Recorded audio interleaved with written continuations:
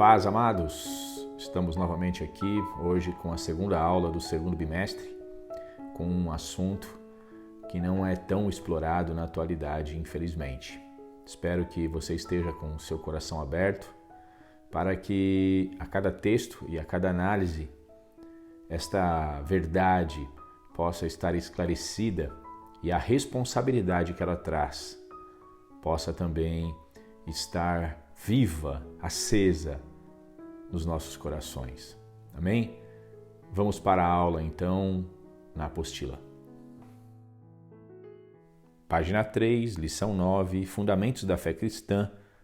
Mandamento pressupõe obediência. Um pai manda seu filho de 5 anos de idade trazer a geladeira da cozinha até a sala, pelo que o filho retruca: Pai, não sou capaz de cumprir a sua ordem, pois a geladeira é muito grande e pesada. O pai, reconhecendo o seu pedido desmedido, dá uma risadinha para o garoto como quem diz: É verdade. Quem jamais pediria isso a uma criança? É óbvio que a ilustração não tem cabimento. Porém, não é isso que muitos pensam sobre os mandamentos de Deus?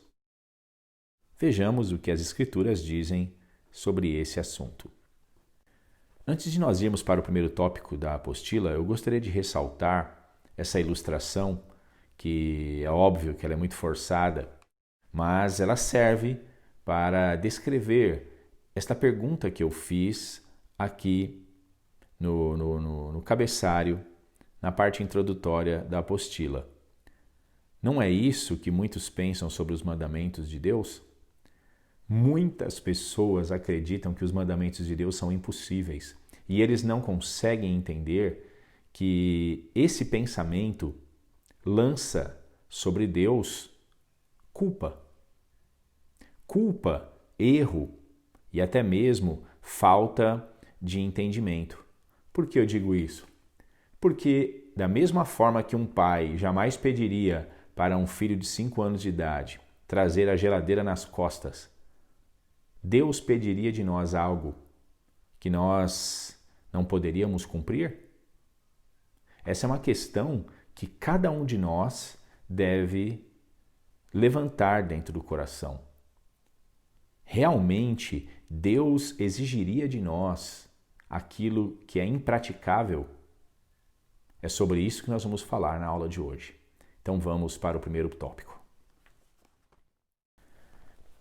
Mandamento oral.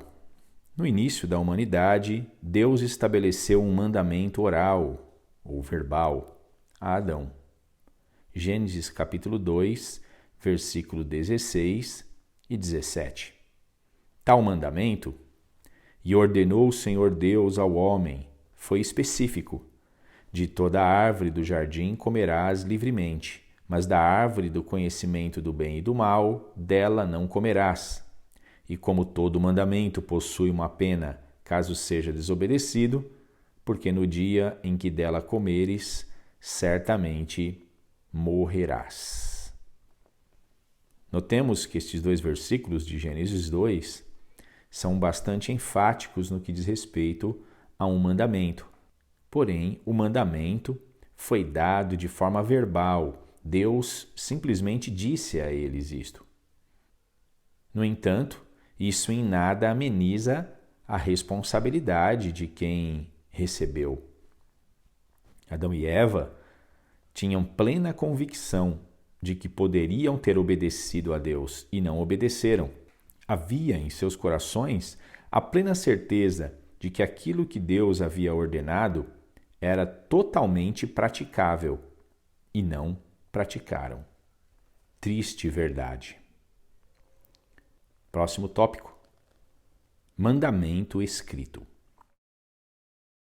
No período mosaico, vemos que a lei oral foi transcrita, passando a ser timbrada em pedras, pergaminhos e couros. Lei é lei, seja escrita ou verbal, possuindo assim seu caráter de exigências e obediência de quem a recebe. No livro de Deuteronômio, vemos promessas de bênçãos e maldições que seriam liberadas conforme a reação dos que recebessem tais leis. Vamos ler esse texto entre parênteses, Deuteronômio 11, 26 a 28. Eis que hoje eu ponho diante de vós a bênção e a maldição. A bênção, quando ouvirdes os mandamentos do Senhor vosso Deus, que hoje vos mando. Porém a maldição, se não ouvirdes os mandamentos do Senhor vosso Deus, e vos desviardes do caminho que hoje vos ordeno para seguirdes outros deuses que não conhecestes. Reflitamos. Por que Deus faria tais exigências sob a paga de pena de morte e maldições a quem o desobedecesse, se o povo era incapaz de obedecê-la? Não seria o pai do caso da geladeira? Seria o Criador do universo e de tudo o que nele há incapaz de saber das limitações humanas? Ou estaria ele brincando com a humanidade? Quem aqui acreditaria na possibilidade de Deus agir injustamente? Essa indagação que eu fiz, seria o Criador do universo e de tudo o que nele há incapaz de saber das limitações humanas? Ou estaria ele brincando com a humanidade? Eu me baseei num comentário que eu vi sobre Mateus 5,48, onde diz: sede vós perfeitos, como perfeito é o vosso Pai que está nos céus. Ali o teólogo, o comentarista, disse que o Senhor estava brincando com os discípulos quando fez aquela ordenança, uma vez que é impossível que qualquer homem na terra viva de forma tão agradável diante de Deus ao ponto de ser como o Pai Celeste. Veja que a mentalidade de muitos teólogos acaba permeando pregadores do Evangelho que, consequentemente, acaba gerando pessoas que não acreditam que é possível nós, meros mortais, como eles dizem, praticarmos a vontade de Deus. Mas seria isso verdade? Continuemos na apostila. Ora, as questões acima precisam ser respondidas. Então, qual a resposta mais coerente com a verdade? Certamente a resposta está na própria fonte da verdade, a Bíblia Sagrada. Se encontrarmos apenas um caso na Bíblia de alguém que foi capaz de obedecer a todos os mandamentos sem que tenha sido o próprio Cristo, então encontraremos a resposta definitiva. Será que existe alguém entre nós, humanamente falando, capaz de guardar todos os mandamentos de Deus? Será que existe algum homem ou mulher irrepreensível, vivos, agora, exatamente neste momento em que eu estou gravando esta aula, na Terra? Será que a santidade, uma vida completamente agradável a Deus, é realmente possível para nós? Acredito eu que este próximo tópico responde de forma bastante incisiva estas questões. Amém? Vamos para o próximo tópico. Jó, um ícone da obediência. Jó, capítulo 1, versículo 1 e 8. Vamos ler. Havia um homem na terra de Uz, cujo nome era Jó. E este era um homem sincero, reto e temente a Deus, e desviava-se do mal. E disse o Senhor a Satanás: observaste tu o meu servo Jó? Porque ninguém há na terra semelhante a ele, homem sincero e reto e temente a Deus e desviando-se do mal. Antes de irmos para o primeiro parágrafo aqui deste tópico, eu gostaria de dizer uma coisa para vocês.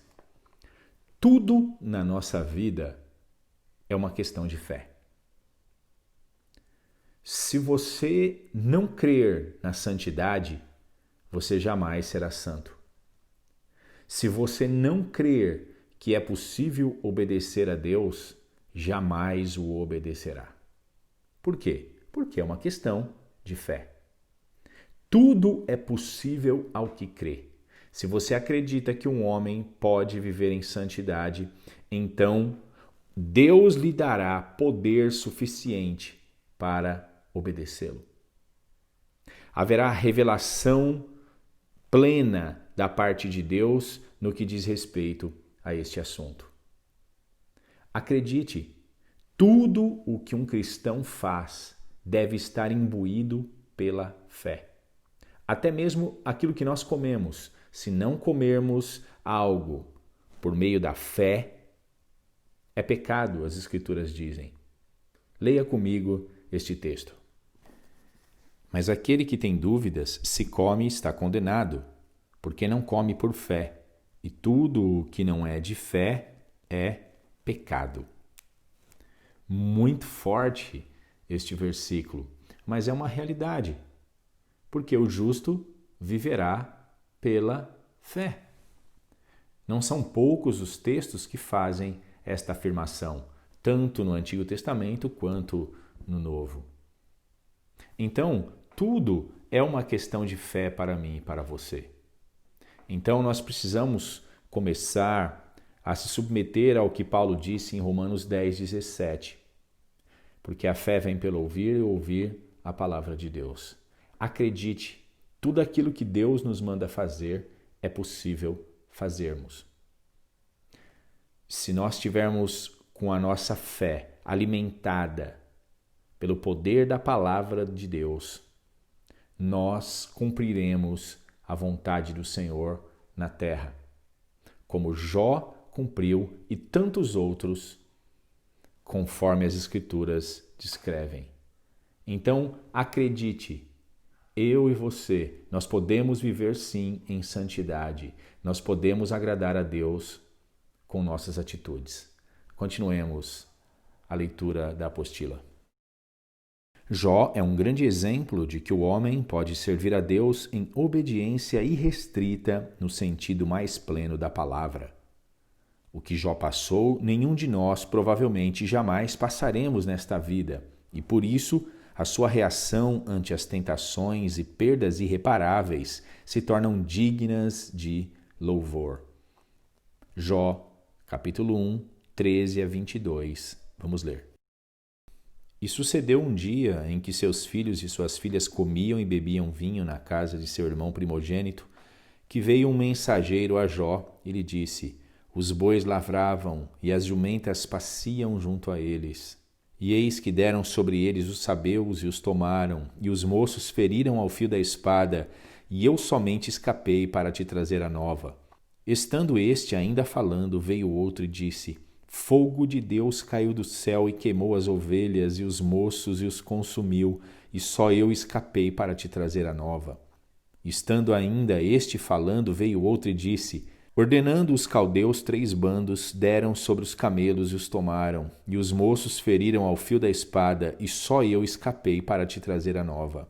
Estando ainda este falando, veio outro e disse: Estando teus filhos e tuas filhas comendo e bebendo vinho em casa de seu irmão primogênito, eis que um grande vento sobreveio da além do deserto, e que deu nos 4 cantos da casa, a qual caiu sobre os jovens e morreram, e só eu escapei para te trazer a nova. Então Jó se levantou e rasgou o seu manto e rapou a sua cabeça e se lançou em terra e adorou e disse: Nu saí do ventre de minha mãe e nu tornarei para lá. O Senhor o deu e o Senhor o tomou. Bendito seja o nome do Senhor. Em tudo isto Jó não pecou, nem atribuiu a Deus falta alguma. Alguém duvida que Jó amava ao Senhor? Veja como o contato profundo com as Escrituras dá ao homem uma fé maravilhosa e agradável a Deus. Jó tinha plena convicção e conhecimento de que os filhos que ele tivera com a sua esposa, na verdade, pertenciam a Deus. Ele tinha plena convicção de que os bens ao qual ele desfrutava pertenciam a Deus.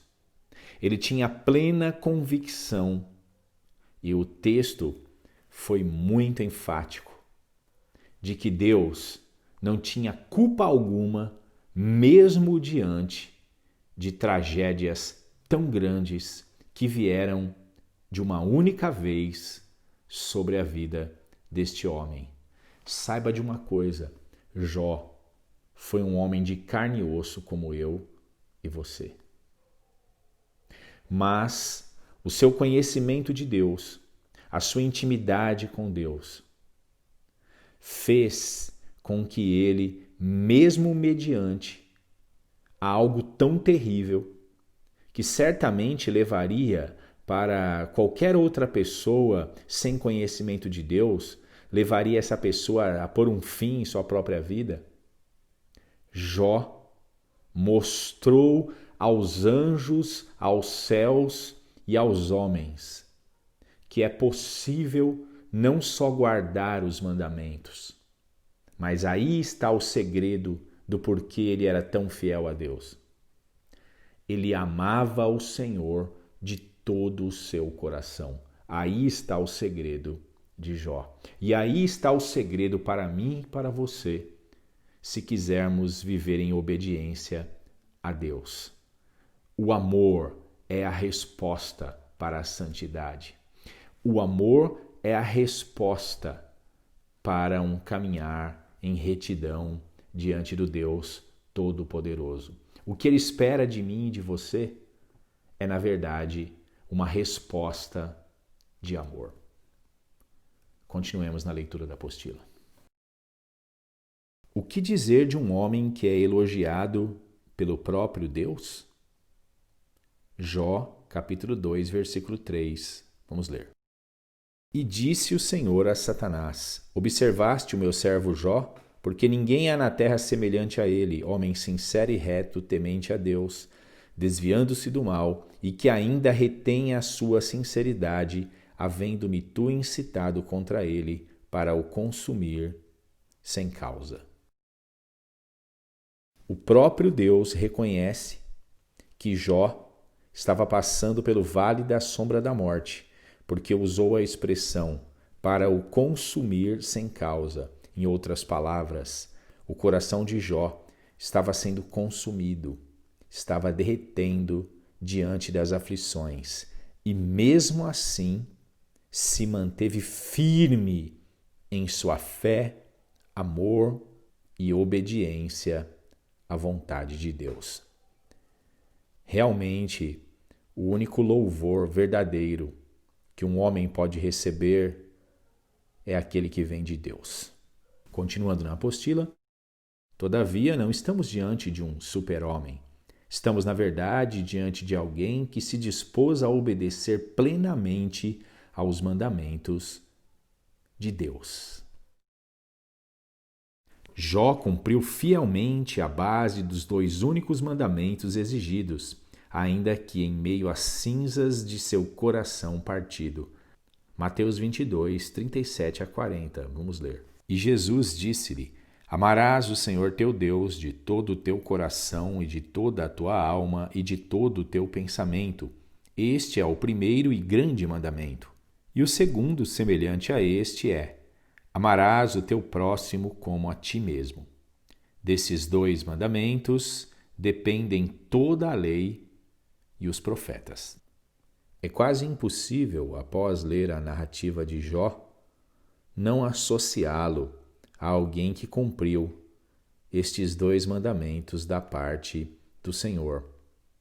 E a continuação aqui da leitura da apostila prova isso. Vamos ler. No tocante ao segundo mandamento, vemos que Jó não amaldiçoou os sabeus e os caldeus por lhe roubarem e matarem seus servos, e nem distratou seus amigos que tanto lhe ofenderam. Antes demonstrou seu amor quando por eles intercedeu.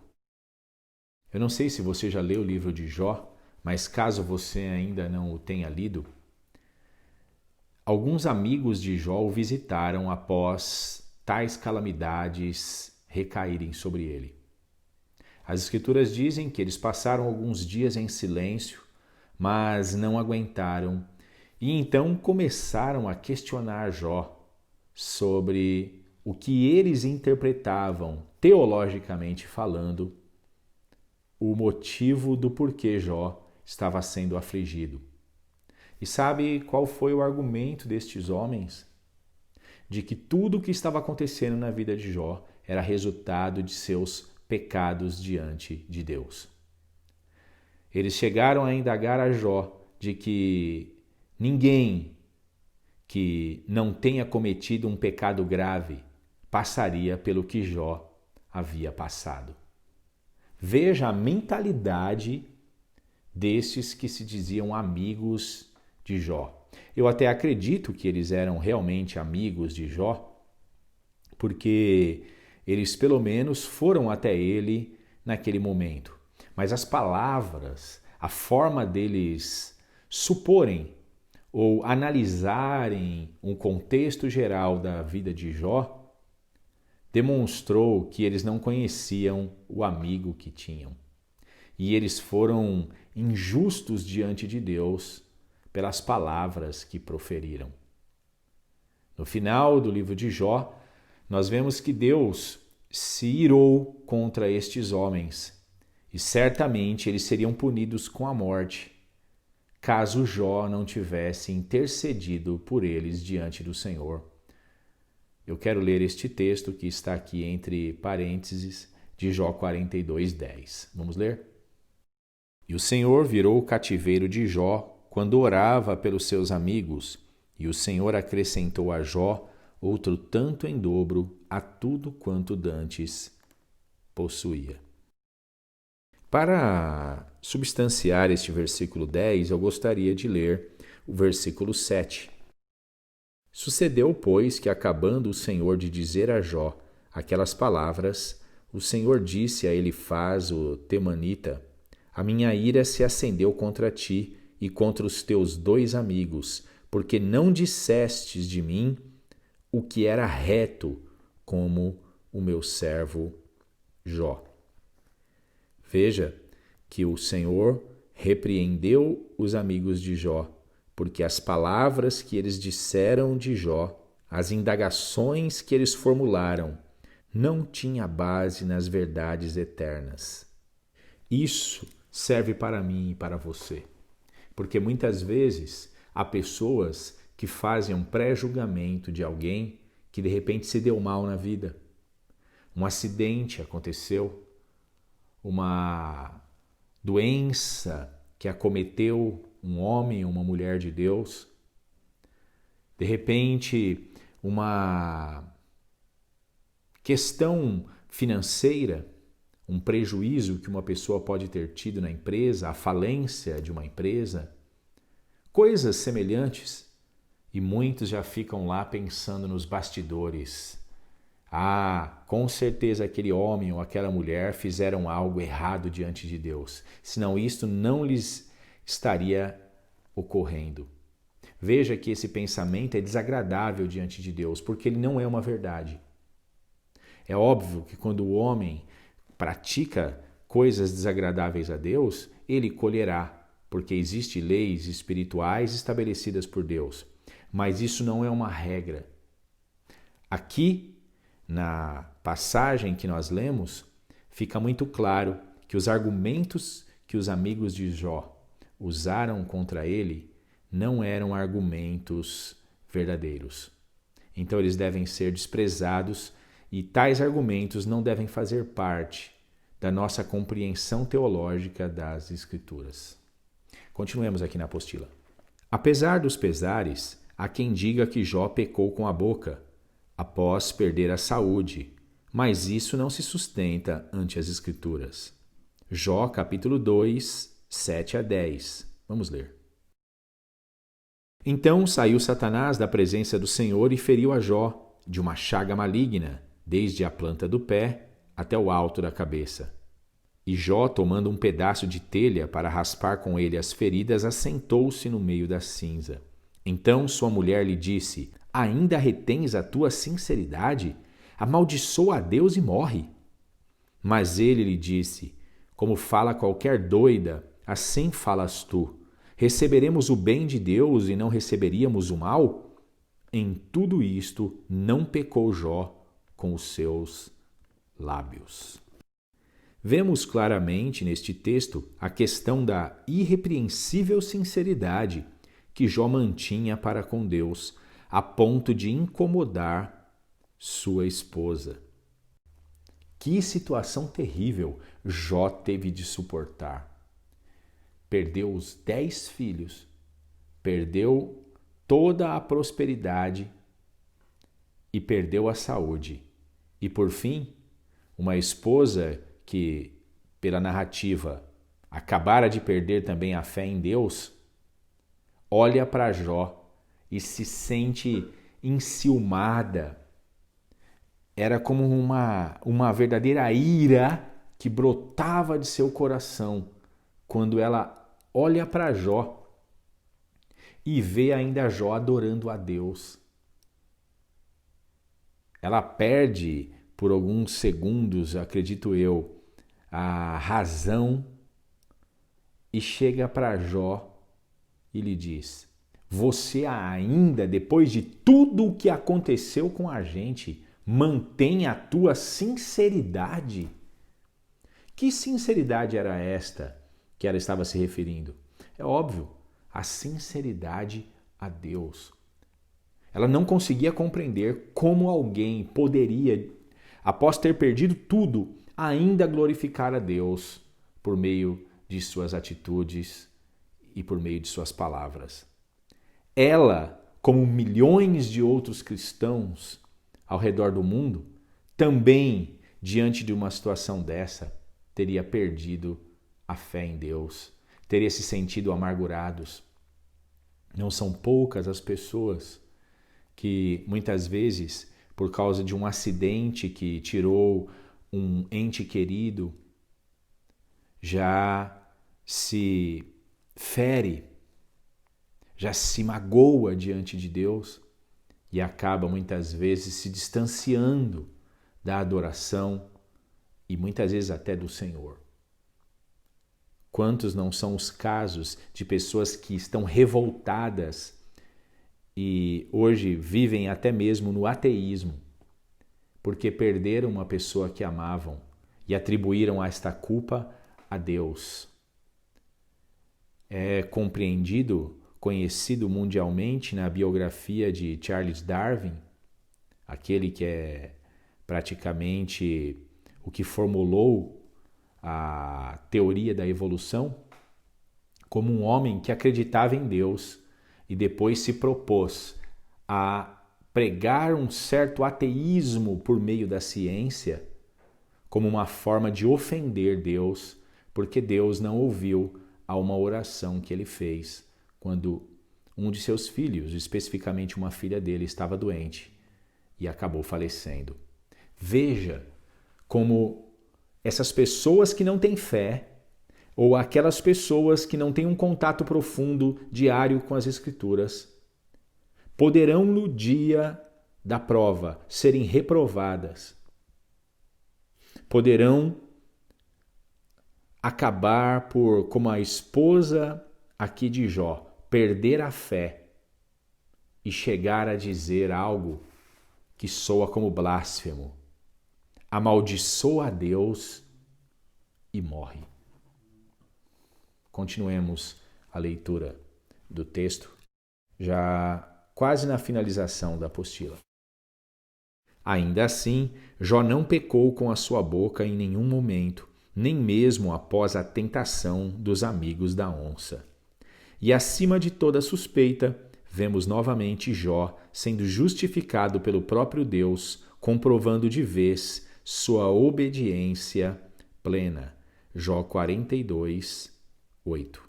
Tomai, pois, 7 bezerros e 7 carneiros, e ide ao meu servo Jó, e oferecei holocaustos por vós, e o meu servo Jó orará por vós, porque deveras a ele aceitarei, para que eu vos não trate conforme a vossa loucura, porque vós não falastes de mim o que era reto, como o meu servo Jó. Só para acrescentar mais uma questão no comentário que eu fiz aos amigos de Jó, o texto aqui diz no versículo 8, no final, que Deus os repreendeu por eles não falarem o que era reto sobre o próprio Senhor. Em outras palavras, Deus estava dizendo que a interpretação que nós temos muitas vezes das Escrituras podem atribuir a Deus culpa, podem atribuir a Deus injustiças. Isto é muito sério. Veja como nós tratamos a palavra de Deus. E é óbvio, o Senhor falou isso, mas aprovou tudo aquilo que Jó havia dito sobre o Senhor. Ainda que Jó tenha questionado Deus em muitos momentos do livro sagrado, Deus não se sentiu ofendido com os questionamentos de Jó. Deus compreende a minha dor, Deus compreende a sua dor. Nós não somos pessoas que não vamos ter uma relação bilateral com Deus. Não. Nós somos pessoas que conhecemos Deus como um pai que nos chama para a conversa, que quer que nós perguntemos, que quer que nós muitas vezes sejamos completamente sinceros, mesmo que esta nossa sinceridade seja às vezes dura. Mas o Senhor quer ter tal intimidade conosco. É assim que nós tratamos um amigo. Quando nós temos alguma dúvida, nós chegamos a este amigo e o questionamos. Às vezes este questionamento pode ser até constrangedor, mas muitas vezes ele é necessário. Então nós não devemos entender que jamais devemos questionar, perguntar a Deus sobre as coisas. Não. Nós devemos fazer isto com sabedoria, com temor e, é óbvio, de forma racional, de forma tal que tudo que nós formos perguntar esteja dentro do contexto daquilo que a própria Escritura revela sobre Deus. Então, não temas de falar com Deus abertamente, de perguntar a Deus sobre as coisas que talvez incomodem o seu coração, mas sejamos respeitosos e jamais venhamos a atribuir direta ou indiretamente a Deus algum tipo de injustiça, porque se tem alguma coisa que Deus não é injusto. Deus é santo, perfeito e puro. Amém? Continuemos aqui, agora no penúltimo parágrafo do último tópico. Jó é um exemplo de que os mandamentos de Deus podem ser guardados até mesmo em casos extremos, mas ele não é o único. Faltaria tempo para analisarmos nesta lição a vida de Abel, Enoque, Noé, Abraão, José, Josué e tantos outros. Encerro ressaltando os pais de João Batista, Zacarias e Isabel, que são chamados de justos e irrepreensíveis na observância de todos os mandamentos e preceitos do Senhor. Lucas capítulo 1, versículos 5 e 6. Vamos ler. Existiu no tempo de Herodes, rei da Judéia, um sacerdote chamado Zacarias, da ordem de Abias, e cuja mulher era das filhas de Arão. O nome dela era Isabel. E eram ambos justos perante Deus, vivendo irrepreensivelmente em todos os mandamentos e preceitos do Senhor. Ora, é inegável a afirmação que as Escrituras fazem deste casal. Eles eram ambos justos perante Deus. E isso significa que perante a sociedade onde eles viviam, eles eram reconhecidos como verdadeiros servos do Deus Altíssimo.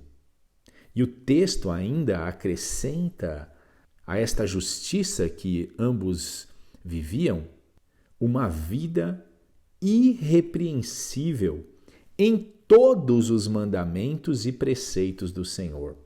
Ora, não sobrou um mandamento aqui para ser quebrado.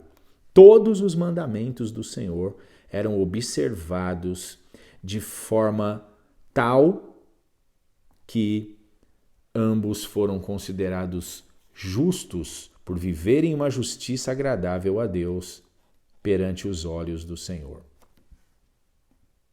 Não é por pouco que tal vida que ambos viviam deu a eles o privilégio de se tornarem pais do maior homem que já nasceu de uma mulher, segundo o próprio Cristo.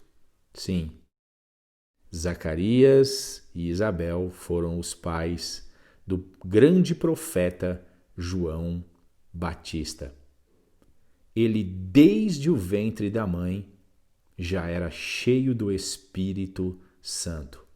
Realmente, quando uma pessoa acredita, tem fé, que os mandamentos podem ser vividos, que nós podemos fazer a vontade de Deus, esta pessoa desfrutará dos benefícios do Senhor. Voltando aqui à apostila para concluirmos o estudo de hoje, penso que, se essas pessoas cumpriram os mandamentos divinos, qualquer um de nós tem em si o potencial e a responsabilidade de fazer o mesmo. Ou estou errado? 1 João, capítulo 5, versículo 3, é o último texto que nós vamos ler hoje.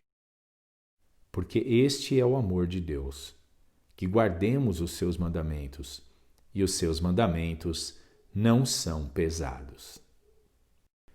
Acredito que não existe texto melhor do que esse para concluirmos a nossa aula de hoje. Não é verdade?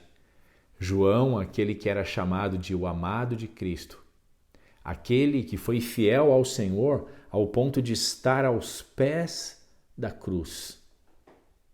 Muitos dizem que João fugiu na hora em que Jesus foi preso ali no jardim do Getsemane, mas não é verdade, porque nós vemos o apóstolo João entrando na casa aonde Jesus seria julgado injustamente. Então ele acompanhou no percurso quando Jesus foi manietado e levado para tal julgamento. O apóstolo João esteve ali ao lado de Cristo. Este João ouviu da própria boca de Cristo todos os mandamentos que nós conhecemos hoje e afirmou aqui em sua carta dizendo que para ele nenhum destes mandamentos eram pesados. E eu encerro exatamente com aquilo que eu falei no início e acentuo agora aqui neste versículo 3 de 1 João capítulo 5. O segredo está no amor. O segredo da obediência aos mandamentos de Deus está no amor que nós temos por Ele. Porque este é o amor de Deus, que guardemos os seus mandamentos, e os seus mandamentos não são pesados. Se nós temos fé em Jesus Cristo, nós podemos vencer o mundo, o pecado, as tentações e tudo aquilo que vier contra nós. Mesmo que nos custe a própria vida, nós podemos ser fiéis ao Senhor até o fim. Afinal de contas, foi o próprio Jesus que nos disse: aquele que for fiel até o fim será salvo. Diante de uma explanação dessa, será que nós vamos continuar procurando justificativas para não sermos fiéis? Será que diante de Deus teremos como nos desculpar por não termos visto bem perto de nós o escape diante de todas as tentações? Eu acredito que não. Que eu e você possamos, mediante a este estudo de hoje, fazermos uma autorreflexão e vivermos de uma vez por todas a vontade de Deus, porque homens sujeitos às mesmas paixões que nós conseguiram ser fiéis ao Senhor e cumprir os seus mandamentos. Que isto sirva para mim e para você, que nós também podemos cumprir. Que Deus te abençoe e até a próxima aula, se assim o Senhor nos permitir.